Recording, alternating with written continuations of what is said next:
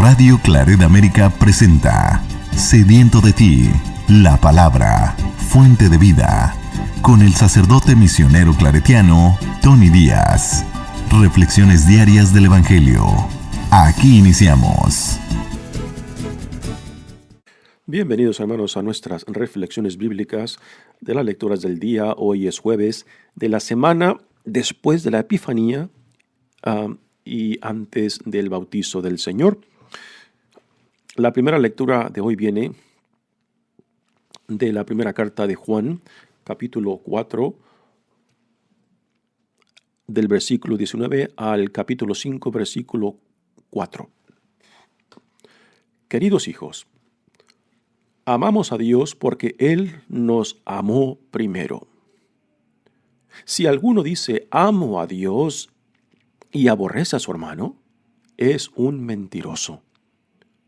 Pues quien no ama a su hermano, a quien ve, no puede amar a Dios a quien no ve. Además, Jesús nos ha dado este mandamiento: el que ama a Dios, que ame también a su hermano. Todo el que cree que Jesús es el Mesías ha nacido de Dios. Todo el que ama a un padre ama también a los hijos de éste.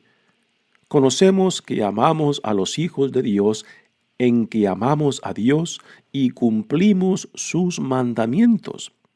Pues el amor de Dios consiste en que cumplamos sus preceptos. Y sus mandamientos no son pesados, porque todo el que ha nacido de Dios vence al mundo. Y nuestra fe es la que nos ha dado la victoria sobre el mundo. Palabra de Dios. El salmo responsorial es el Salmo 71 y el responsorio es: que te adoren, Señor, todos los pueblos. Que te adoren, Señor, todos los pueblos. Comunica, Señor, al Rey tus juicios y tu justicia al que es hijo de reyes. Así tu siervo saldrá en defensa de tus pobres y regirá a tu pueblo justamente. De la opresión rescatará a los pobres, pues estima su vida muy valiosa. Por eso rogarán por él sin tregua y lo bendecirán a todas horas. Que te bendigan, Señor, eternamente, y tanto como el sol viva su nombre, que sea la bendición del mundo entero, y lo aclamen dichoso todas las naciones. Que te adoren, Señor, todos los pueblos. El Evangelio de hoy viene de Lucas, capítulo 4, versículos 14 al 22. En aquel tiempo, con la fuerza del Espíritu, Jesús volvió a Galilea. Iba enseñando en las sinagogas, todos lo alababan y su fama se extendió por toda la región. Fue también a Nazaret, donde se había criado. Entró en la sinagoga, como era su costumbre hacerlo los sábados, y se levantó para hacer la lectura. Y se le dio el volumen del profeta Isaías. Lo desenrolló y encontró el pasaje en que estaba escrito: El Espíritu del Señor está sobre mí, porque me ha ungido para llevar a los pobres la buena nueva, para anunciar la liberación a los cautivos y la curación a los ciegos, para dar libertad a los oprimidos y proclamar el año de gracia del Señor. Enrolló el volumen, lo devolvió al encargado y se sentó. Los ojos de todos los asistentes a la sinagoga estaban fijos en él. Entonces comenzó a hablar diciendo: Hoy mismo se ha cumplido este pasaje en la Escritura que acaban de oír. Todos le daban su aprobación y admiraban la sabiduría de las palabras que salían de sus labios. Palabra del Señor. Muy bien, damos comienzo a nuestra reflexión en las lecturas de hoy. Continuamos leyendo la primera carta de Juan. Y nuevamente el autor sigue dando vueltas otra vez al mismo tema y sigue insistiendo porque es algo de suma importancia, la conexión entre el amor de Dios y el amor al prójimo, ¿no? Ya como lo he comentado antes, a estas insistencias del autor de esta carta, pues está respondiendo a varias herejías del tiempo en el cual no aceptaban la humanidad de Jesucristo y veían a Jesús como simplemente algo espiritual y el conocimiento de él como algo simple intelectual, simplemente intelectual. Y el autor quiere dejar bien claro, ¿no?, que el amar a Dios se tiene que manifestar concretamente en el amor al prójimo. Y que cuando no hay esta expresión del amor de Dios en el amor al prójimo, aquí falla algo fundamental, no solamente en cómo entendemos a Dios, sino también cómo vivimos la nueva vida que Dios nos da en Jesucristo. Dice la primera lectura de hoy: queridos hijos, amamos a Dios porque Él nos amó primero. Qué palabras más profundas. Y son palabras que no dejan ningún espacio para querer malinterpretar de que la religión es una iniciativa de Dios. De que el decir yo creo en Dios, yo amo a Dios, yo espero en Dios, ¿no? Lo cual estamos tan acostumbrados a decir, ¿no? Y pensamos que esto es lo fundamental, decir que yo amo a Dios, yo creo en Dios y yo espero en Dios, ¿no? Cuando lo más importante es creer y aceptar de que Dios te ama, de que Dios cree en ti, de que Dios te acepta a ti tal y como estás hoy en día, y que Dios espera en ti. Esto es lo más fundamental porque la religión cristiana es una iniciativa de Dios, del Dios que vino a nosotros. Desde el llamado de Abraham. Cuando Dios llama a Abraham, lo saca de su tierra, de entre su clan, entre su familia, entre lo conocido, y le pide que confíe en él para llevarlo a una tierra desconocida, con todos los riesgos, con todos los peligros. Y Abraham pues manifiesta esta confianza en aquel que lo llamó. Así que la religión es una iniciativa de Dios. Y este es el principio de la religión. No es que el hombre ha subido al cielo para bajar a Dios, es Dios que por iniciativa suya ha venido a nosotros. ¿Por qué? Porque Dios ama lo que ha creado. Porque Dios desea que todo cuanto ha creado llegue a su plenitud. Porque Dios quiere que todos sus hijos e hijas, que todos nosotros, hermanos, lleguemos a la plenitud de la vida para la cual hemos sido creados en Cristo. Este es el principio fundamental. La religión es una iniciativa de Dios. Sé que cuando alguien dice, o que ha tenido una conversión, ¿no? Dice, he encontrado a Dios. No, Dios no estaba perdido. El que estaba perdido eras tú. Y es más, propiamente decir, por fin, gracias a Dios, he sido encontrado. He sido encontrado por Dios, ¿no? Así que la fe nuestra es una respuesta a esta iniciativa de Dios que por amor ha venido a nosotros en Jesucristo, que por amor se ha hecho uno con nosotros, que por amor quiere y desea lo mejor para nosotros. Y que esta misma gracia, este mismo amor que Dios ha derramado sobre toda la creación, lo derrama sobre los buenos y los malos. Porque para Dios siempre hay posibilidad, siempre hay potencial, siempre hay esperanza de que toda su creación, de que todos sus hijos e hijas respondamos a esta iniciativa. Y aunque este amor es derramado sobre buenos y malos, pues depende de nosotros entonces si respondemos a esta iniciativa y nos dejamos transformar por este amor, nos dejamos configurar a la imagen y semejanza de Jesucristo, nuestro Señor y Salvador. Amamos a Dios porque Él nos amó primero. Si alguien dice, amo a Dios y aborrece a su hermano, es un mentiroso. Así que para el autor de esta carta, es una contradicción tremenda el decir que uno ama a Dios y odia al prójimo. Es una contradicción no solamente de términos, sino también es una negación misma de lo que está profesando. Dice, pues quien no ama a su hermano, ¿a quien ve? No puede amar a Dios a quien no ve. Así que nuevamente ese es un punto que el autor está dándole vueltas en diferentes palabras, en diferentes expresiones, porque quiere dejarlo bien claro. Y repito, el autor está respondiendo a las herejías de su tiempo, particularmente de los gnósticos que negaban el valor de la humanidad de Jesucristo, que negaban de que toda cosa creada por Dios tenía valor alguno. Pues para ellos solamente es lo espiritual.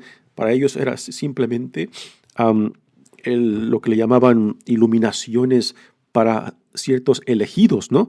Y el autor pues está rechazando totalmente estas nociones gnósticas que negaban la humanidad de Jesucristo y también el valor de todo cuanto Dios había creado. Aquí hay que distinguir entre el mundo creado por Dios, que es bueno, y el mundo como aquello que se opone y rechaza todo cuanto tiene que ver con Dios, ¿no? Dice, Jesús nos ha dado este mandamiento: el que ama a Dios, que ame también a su hermano. Y aquí por mandamiento no hemos de legalizar el amor de Dios. ¿Y qué entiendo por legalizar, no? Cuando la gente, pues, aún con muy buenas intenciones, reducen la fe a legalismos. Por ejemplo, decir de que yo amo a Dios porque cumplo los mandamientos a rajatablas, o porque conozco la doctrina de la iglesia, o porque conozco la doctrina fundamental acerca de Dios y de Jesucristo. Pero si no hay hermandad, si no hay solidaridad con el prójimo, con el hermano, con la hermana, entonces por más que profeses estas verdades, entonces aún tú no has entendido o no has tenido este encuentro con el Dios revelado en Jesucristo, con el Espíritu dado a nosotros por medio de Jesucristo y la vida nueva a la cual somos llamados. Así que para Jesucristo, también esto lo encontramos claramente en los evangelios, ¿no? Y específicamente en la misma vida de Jesucristo, que su relación íntima con Dios Padre lo lleva explícitamente a una relación de hermandad y solidaridad con el prójimo. Esto lo modela para nosotros claramente Jesucristo en su propia vida. Y esto, repito, es algo que el autor de esta bella carta pues le sigue dando vueltas, porque es triste cuando la religión la espiritualizamos tanto que no toca de pies a tierra, ¿no? Cuando hemos reducido lo que es la relación de intimidad y confianza con Dios simplemente a normas, a sacramentos, a tradiciones, a mandamientos que no están conectados ni con Dios ni con el prójimo. Con esto no estoy diciendo de que no tenga ningún valor nuestras tradiciones o nuestras doctrinas, o todas las devociones o formas de religiosidad popular. No, son importantes, porque en ellas expresamos y manifestamos nuestra fe y relación con Dios. Pero si está desconectada esta fe en Dios, esta relación con Dios, este amor de Dios está desconectada del prójimo, entonces algo fundamental está, está equivocado ahí o está mal, ¿no? Por eso hace tanto hincapié este autor de esta bella carta, primera carta de Juan, ¿no? De que el amor de Dios tiene que hacerse carne, tiene que hacerse real y concreto en la relación de amor, intimidad y confianza con el prójimo. Quizás instintivamente nosotros sabemos de que el comprometernos con el prójimo de esta manera pues es difícil y a veces problemático y a veces pues nos va a meter en dificultades. Pero es precisamente a esto a que nos llama Dios en Jesucristo. Jesús es llevado a la cruz, viviendo, poniendo en práctica esto. ¿Y nosotros hemos de esperar menos para nosotros? ¿Nosotros hemos de esperar de que no se aplica para con nosotros lo que Jesús mismo vive en su vida? Dice la carta. Además, Jesús nos ha dado este mandamiento. El que ama a Dios, que ame también a su hermano.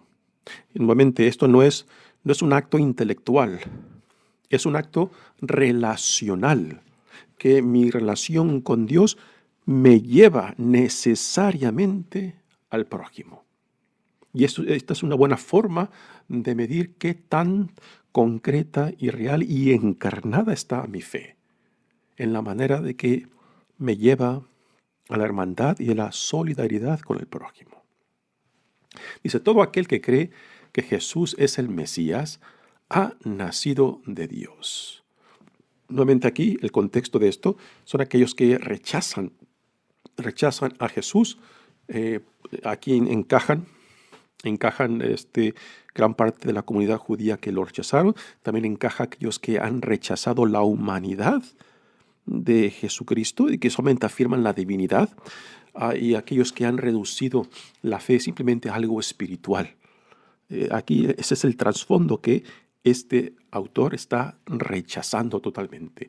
Todo el que ama a un padre también ama a los hijos de este, ¿no? Así que decir que yo amo a Dios, pues me tiene que llevar también a una relación con los hijos de este Dios, empezando por Jesucristo, empezando con el resto de la humanidad, que somos hermanos y hermanas en Cristo.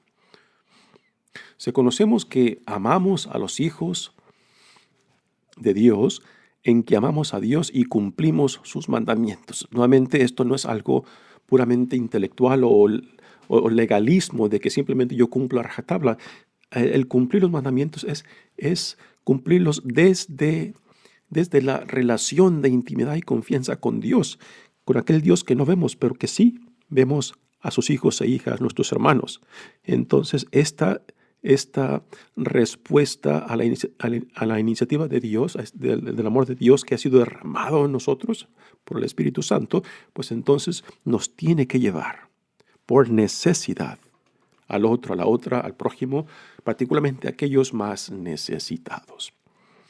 Dice, pues el amor de Dios consiste en que cumplamos sus preceptos y sus mandamientos no son pesados, porque todo el que ha nacido de Dios vence al mundo. Estas son palabras muy interesantes. Todo el que ha nacido de Dios, ¿no? El nacer de Dios es a lo que también se le llama el encuentro o la conversión, o la palabra que utiliza el Nuevo Testamento es la metanoia, la reorientación de nuestras vidas por la iniciativa de Dios que ha venido a nosotros para salvarnos de nosotros mismos y llamarnos a la nueva vida en Jesucristo. Y sus mandamientos no son pesados. Y esto es también algo muy, muy interesante, de que Dios puede exigir mucho y tiene derecho a exigirlo, pero que también cuando Dios exige, Dios provee lo necesario para que le podamos corresponder, para que podamos producir frutos del reino al cual nos llama en Jesucristo. Así que esto también es otra verdad fundamental, de que yo puedo confiarme que aquel que me ha llamado, aquel que me ha consagrado como hijo, como hija amado de Dios, como ciudadano del reino que Dios ignoró en Jesucristo, también tengo el derecho de esperar de este mismo Dios la gracia y espíritu necesaria para que este llamado sea fructífero para gloria de Dios, para la salvación de otros y para mi santificación. Esto es fundamental entenderlo. Cuando Dios llama, también Dios provee. Sí, nuestra fe es la que nos ha dado la victoria sobre el mundo. Qué bellas palabras de este gran autor. Pasamos ahora al Evangelio, que es el de Lucas, y aquí tenemos lo que se le llama la proclamación del proyecto del reino de Jesucristo según el Evangelio de Lucas. O sea, aquí en este pasaje del Evangelio tenemos el testamento, la proclamación de cómo Jesús se entiende a sí mismo en relación a Dios Padre y la misión que Dios Padre le ha encomendado, ¿no? Y al leer esta cita del Evangelio del profeta Isaías, pues Jesús hace suyo estas palabras de Isaías como la proclamación de su propia misión del reino de Dios. Dice, en aquel tiempo, con la fuerza del Espíritu Santo, Jesús ya ha regresado de su estancia en el desierto, donde pasó 40 días, y por eso dice que viene con la fuerza del Espíritu Santo, porque después de 40 días, pues, tiempo de preparación, tiempo de la completa identidad con Dios Padre, ahora Jesús se lanza a la vida pública a proclamar la buena nueva.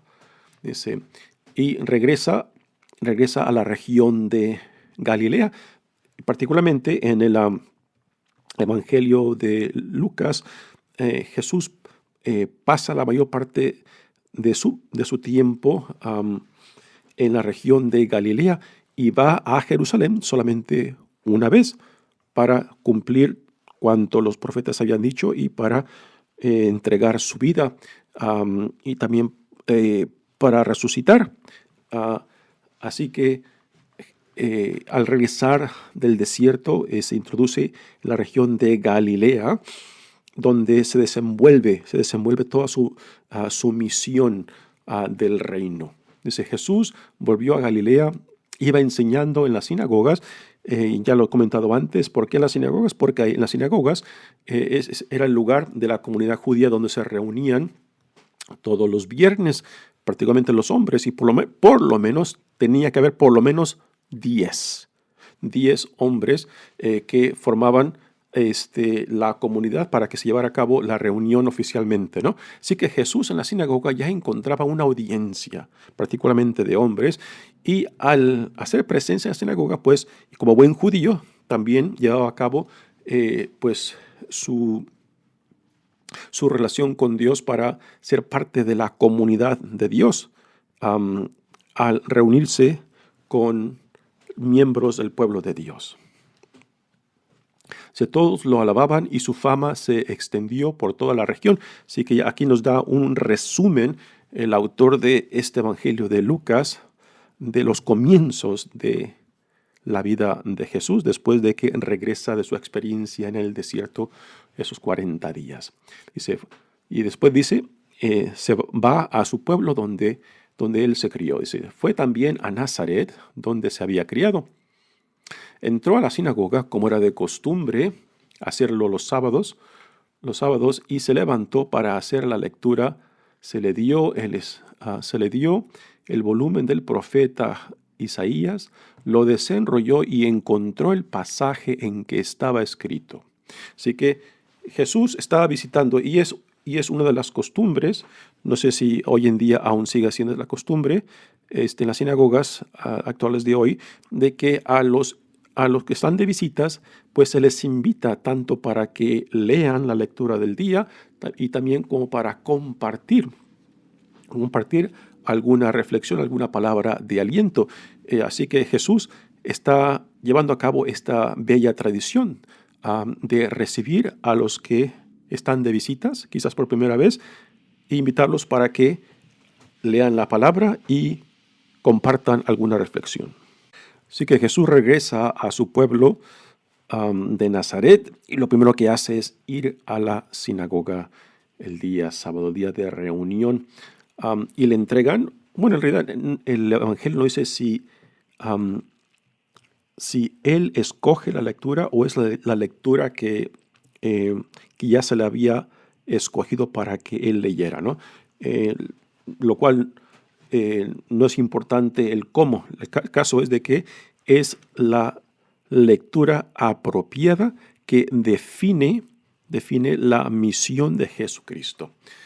Así que Jesús toma el pergamino del profeta Isaías, y para apreciar lo que está describiendo aquí el Evangelio, cuando habla de libros del profeta Isaías, no son libros tal y como los conocemos nosotros, sino pergaminos que estaban enrollados en 2 cilindros. Y él, para leer, pues tenía que desenrollar por una parte y enrollar por el otro. Así que los libros antiguos del judaísmo, pues eran pergaminos enrollados en 2 cilindros, que aún hoy en día se mantienen en la mayoría de las sinagogas, ¿no?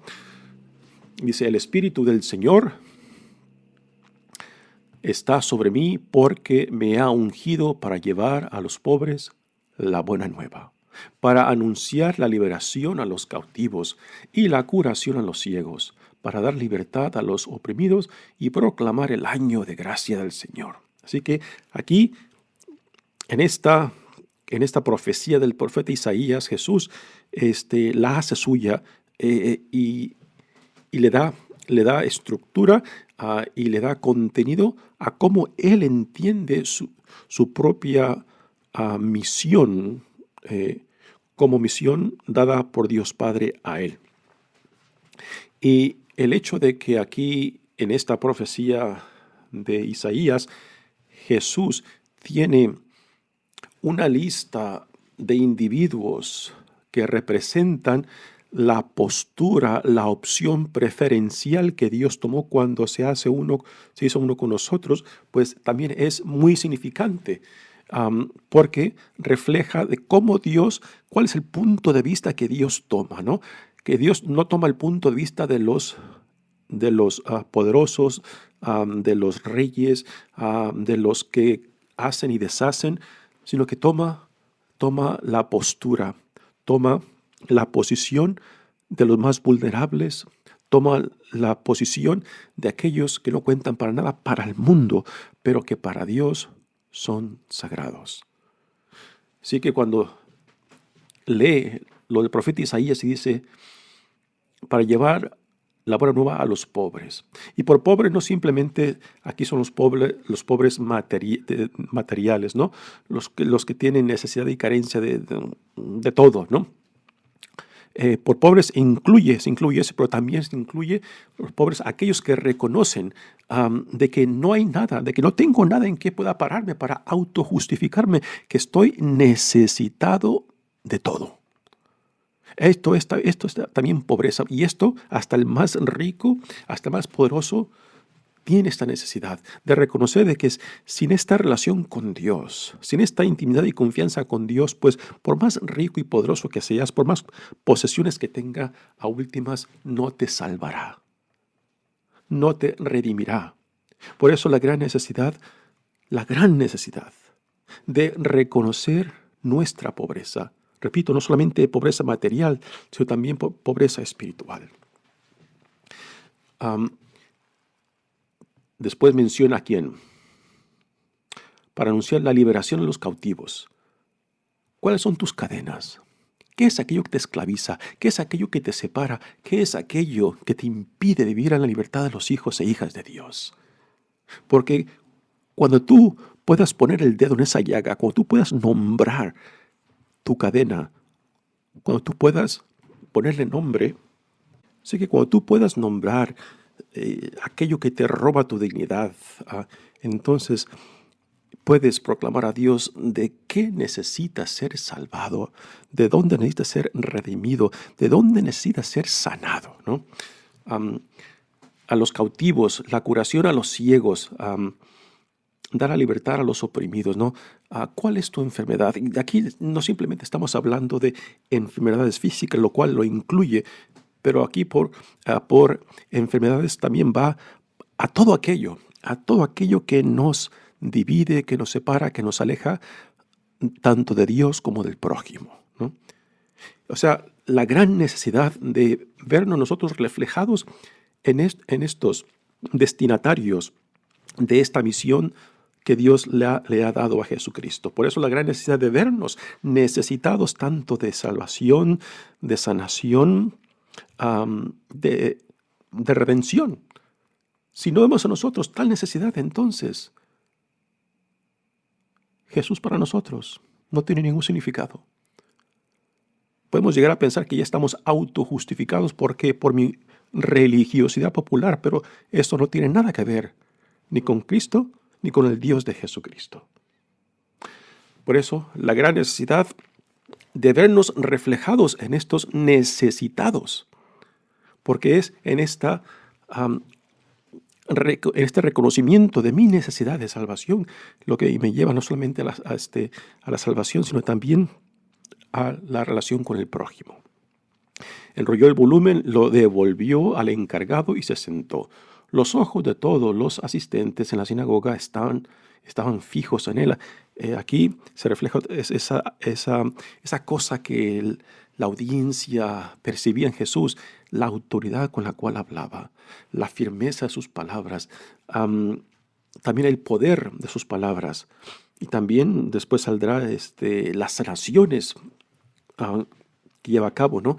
Y todo esto, pues la gente se quedaba impresionada y quizás los que lo conocían, porque creció entre ellos, se han preguntado, ¿y este hombre de dónde sacó todo aquello, no?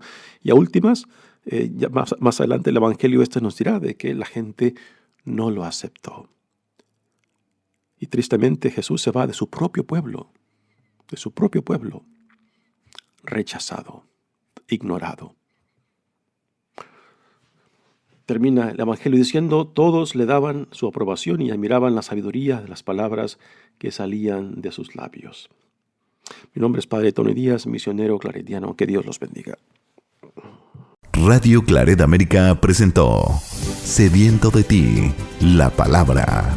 Fuente de vida. Sus comentarios son importantes. Contáctenos en radioclaretamerica@gmail.com.